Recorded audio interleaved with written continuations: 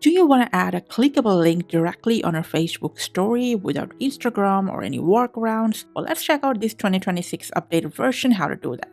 So let's open the app, hit create story, select a photo or video to post it. The options might show up vertical or horizontal.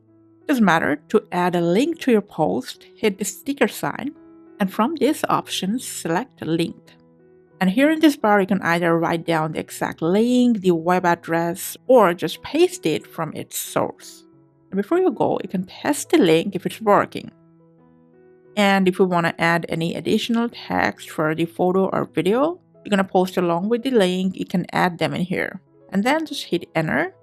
Now, as you can see, the link is already added, but before posting, you can change the color, resize, and reposition it for better visibility for your audience. And when you're done, just hit share. And that's it. The link is added to your post, absolutely clickable. And for some device or app version, the link option might show up in the menu list, or it'll just come across if you tap on See More. The rest of the process is same. That's it. Thanks for watching.